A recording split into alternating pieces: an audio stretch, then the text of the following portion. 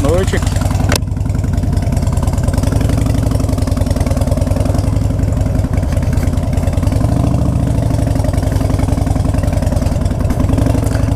Saindo aqui do plantãozinho noturno. Hoje a gente está testando um novo modelo de... Quer dizer, um novo modo de colocar a câmera. Geralmente a câmera fica no queixo do capacete. Então quando eu olho para um lado e para o outro, quem está assistindo o vídeo vê também para onde eu estou olhando.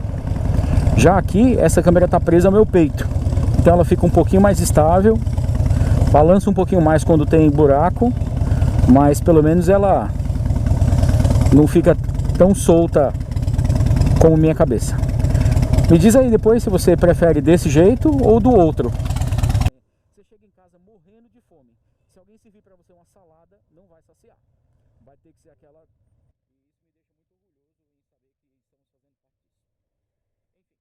Bom, a gente está começando aqui a falar sobre cuidados paliativos. E vou te perguntar se você sabe o que são cuidados paliativos, ou o que é cuidados paliativos. Mas em vez de passar a definição, vou dar um exemplo prático do que isso é. Há algum tempo, em um hospital, eu estava trabalhando na UTI, que eu ainda trabalho, olha aí, e tinha um paciente muito jovem. Esse paciente, ele tinha menos de 30 anos. E é um paciente muito grave do ponto de vista respiratório. E ele já vinha fazendo o tratamento do pulmão há muito tempo. E o tratamento começou a não responder tão bem. E aí ele acabou piorando, foi lá para o hospital, continuou piorando a despeito das medidas que estavam sendo utilizadas. E aí foi lá para a UTI. Na UTI ele estava bastante cansado, não estava conseguindo respirar direito. E aí acabou sendo entubado. Ele tinha um sarcoma e esse é um câncer e estava pegando todo disseminado do pulmão dele. Então a gente fazia um exame de imagem, uma tomografia, um raio-x do pulmão, e a gente praticamente não via área pulmonar funcionante, ou seja, o pulmão dele havia sido todo substituído pelo câncer. Então ele não tinha mais área para respirar. Não tem tratamento. O Hospital do Câncer já tinha dito que o tratamento não estava funcionando e eles pararam com o tratamento. E aí, por isso que o paciente estava nesse outro hospital que eu estava trabalhando. Porque ele também tinha outras doenças que tornavam ele elegível àquele hospital. Enfim, e os pais ainda bastante esperançosos, já que é um paciente jovem, que estava consciente orientado, estava conversando relativamente bem. No entanto, quando ele foi entubado, o pulmão continuou piorando, estava muito inflamado, não estava conseguindo absorver o oxigênio que a gente estava oferecendo para ele. Ele estava com os parâmetros ventilatórios muito altos. E quando a gente diminuía um pouquinho a sedação, para ver se ele assumia a respiração, para ver se ele conseguia respirar sozinho, ele sofria muito, ficava muito desconfortável, não conseguia respirar bem, ficava com muita dor, muito desconforto, ficava pálido, suando frio, ficava inquieto, era horrível. E aí a gente tinha que voltar a sedação, o remédio a gente nunca tirou a sedação efetivamente, né? A gente diminuía um pouquinho a sedação, diminuía um pouquinho o remédio para dor para ver se ele acordava, e antes dele ter um despertar efetivo, ele ficava muito desconfortável. E aí os pais dele acompanhando todo esse processo, sempre muito esperançosos numa possível cura, reabilitação, que a gente sabia que ele não era possível nem curar nem reabilitar, que ele não ia conseguir sair dessa porque não tinha volta, né? O pulmão dele não funcionava mais. E a gente estava criando estratégias de comunicar isso para os familiares. Estavam falando devagarinho, a gente vinha falando que não estava tendo sucesso no tratamento. O pessoal da família é muito resistente. E aí, uma dessas visitas, estavam a mãe e o pai estavam presentes ali. E a gente tinha diminuído um pouquinho a sedação, né, numa tentativa de fazer ele se comunicar com os familiares. E aí a mãe viu ele muito desconfortável, cheio de dor, não estava conseguindo respirar bem. E aí provavelmente a ficha dela caiu naquele momento. E aí eu entrei para conversar, como sempre fazia. Então aí ela, chorando muito, me abraçou e falou: doutor, acaba com esse sofrimento do meu filho. Eu fiquei ali parado e não entendi que ela estava me pedindo para eu pôr fim ao tratamento dele, como você acabou de achar também. Pôr fim a ele, pôr fim ao tratamento dele. Eu entendi que ela estava pedindo para a gente não fazer mais nenhum tratamento desnecessário. Para a gente sabe que não vai conseguir tirar ele do aparelho respirador, a gente sabe que ele não vai sair daquela sedação, então não tenta de novo.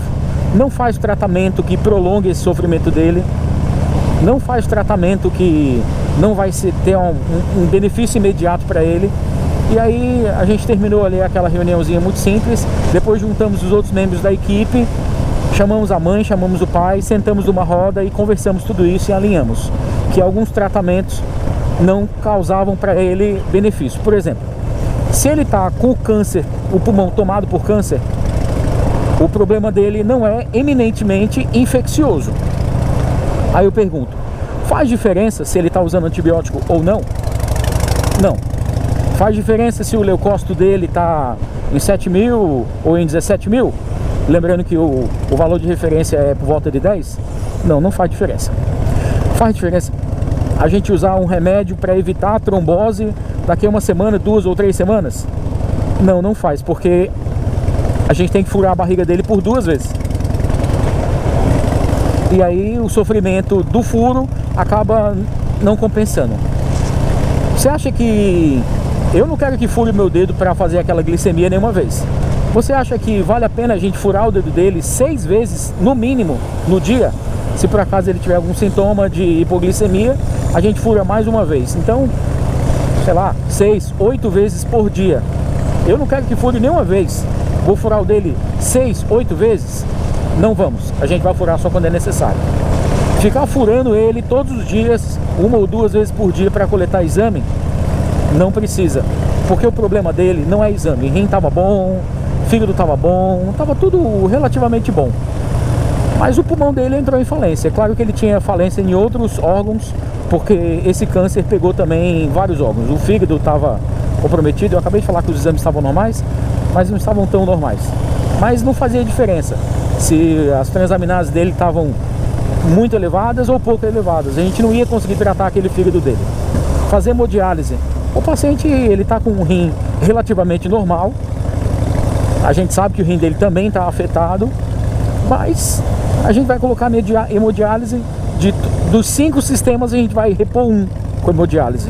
E não é esse o principal. Se a gente conseguisse repor o pulmão, repor o coração, que também estava afetado, aí a gente ia pensar na possibilidade de fazer hemodiálise, que aí valeria a pena.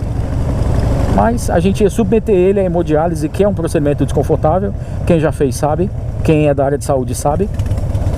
E a gente sabe que não ia causar para ele nenhum tipo de benefício. Obrigado. Enfim, e aí nesse momento a gente não tirou mais a sedação.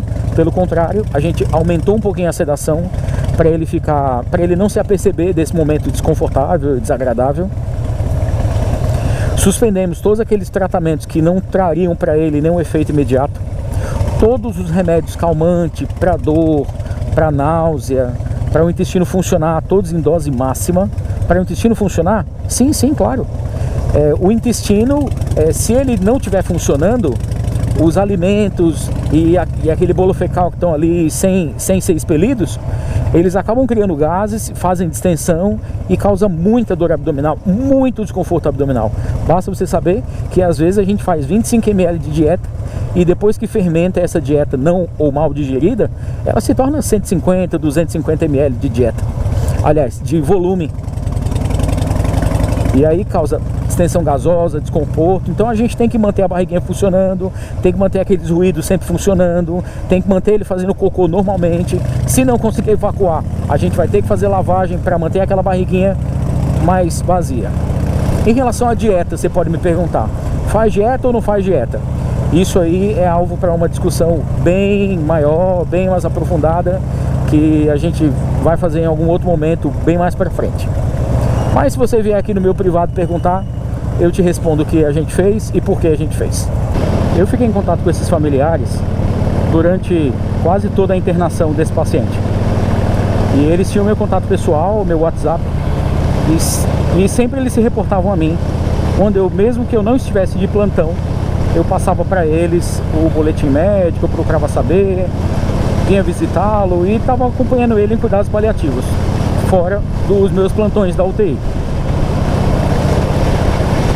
E no fim, quando ele faleceu, tudo aconteceu, em determinado momento depois disso, os pais entraram em contato comigo para me agradecer. Me agradecer por quê? Se o filho deles faleceu. Eles estavam me agradecendo por ter dado a ele um desenlace mais humano, menos desconfortável,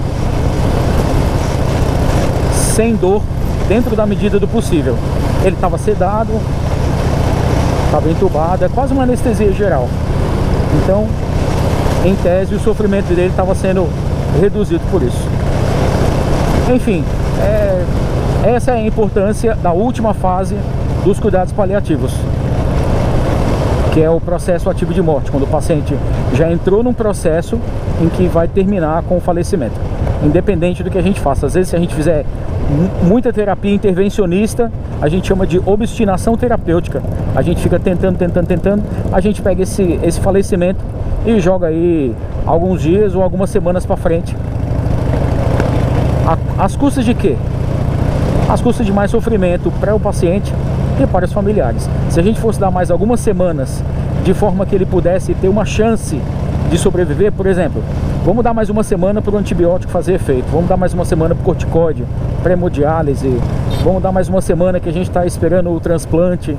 Vale tudo, meu amigo, vale tudo.